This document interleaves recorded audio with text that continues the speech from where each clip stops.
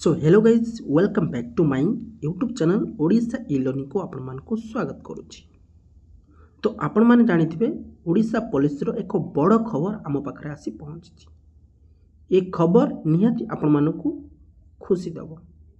तो आपण माने जानिथिबे ओडिशा पुलिस रो पूर्वरु जो एसआई पोस्ट रिक्वायरमेंट बाहरी थिला ता वर्तमान संपूर्ण भाव कंप्लीट होईची। किंतु आउ एक आपणकर खुशी खबर एसआई जोटा कि सब इंस्पेक्टर आगु को रिक्वायरमेंट अच्छी। तो तेणुक एसआई पोस्ट को रिक्वायरमेंट नहीं एज रिलैक्सेशन एक हाईकोर्ट होता से हाईकोर्टर आज शुणाणी होईची। कौन शुणाणी होईची मु आपण मानकु देखि परथुबे। ये होची संवाद खबर कागज रो एक कटपीस मु आपण मानकु ऑफिशियल नोटिस मध्य देखै। तो प्रथमे आमे ये जो संवाद पेपर कटपीस टी रही न्यूज पेपर तो ताकू आमे देखि देवा। देखंतु आपनकर ए डेटटा रही 31/7/2025 रो। तो एडवर्टाइजमेंट जदि रिक्वायरमेंट कहबे 2024 रो ये होची एडवर्टाइजमेंट। आपनकर कोन थिला पूर्वरु 18 रु सॉरी आपनकर 21 रु 28 पर्यंत आपनकर एज माने इलिजिबिलिटी एज रोला।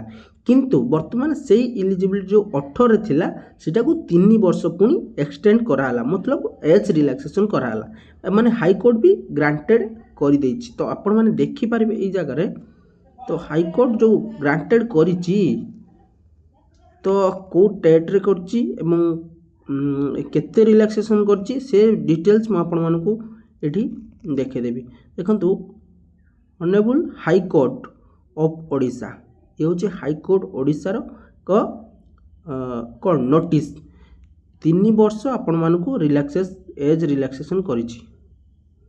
ये देखि पारथिबे ये हूँ Odisha police recruitment board Bhubaneswar रो नोटिस केउ डेट रे आपणकर डिक्लेयर हैला एवं किए डिक्लेयर करचंती से विषय मध्य टोटाल लिखाई सी जहाँ भी हो आपण मानकू 3 वर्ष रिलैक्सेशन मिलगला। जो माने 28 वर्ष पर्यंत इलिजिबिलिटी थिला से माने 33 वर्ष बयस हेले भी से आवेदन करि परिबे।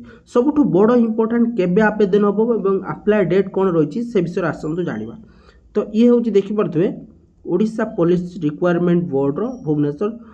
तो आपनकर ये होछि रिक्वायरमेंट केबे आवेदन करिवे एवं यार लास्ट डेट केबे एवं अप्लाई स्टार्ट डेट केबे या भितर आपण मन पाई जिवे। देखि परथबे एसआई रो प्रथम रु थिला आपणकर यूआर बा अनरिजर्व 21 इयर्स रु 28 इयर्स एवं एससीबीसी रो थिला 21 इयर रु 33 वर्ष। ये होछि पूरा आपण मानको संपूर्ण डिटेल्स रे जणाई दिया गला। बाकी रहला स्टार्ट एवं टाइम केबे आपणकर ऑनलाइन एप्लीकेशन स्टार्ट हबो।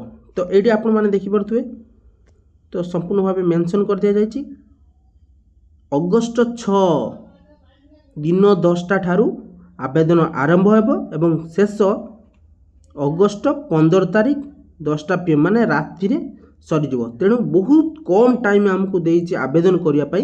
जे माने एसआई पोस्ट पई इच्छुक सेई माने शीघ्र आवेदन करिवे। 6 तारिख 10टा AM रु माने सकाळ 10टा रु स्टार्ट हेबो एवं 15 तारिख 8टा 15 तारिख अगस्त 15 तारिख एवं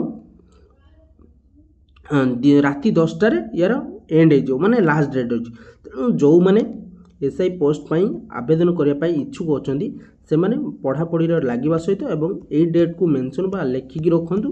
कम दिन रही आपनको अधिका टाइम दिया जायनी बहुत कम दिन रे आपनकर ये लास्ट एंड सरी जबो। तो थैंक यू वेरी मच। जदि आपण माने आम चैनल को भल पाउचंती ताल सब्सक्राइब लाइक कमेंट एवं शेयर करिवे जहाँ फल कि आपण माने लेटेस्ट अपडेट न्यूज पाई परिबे। जय जगन्नाथ जय हिंद।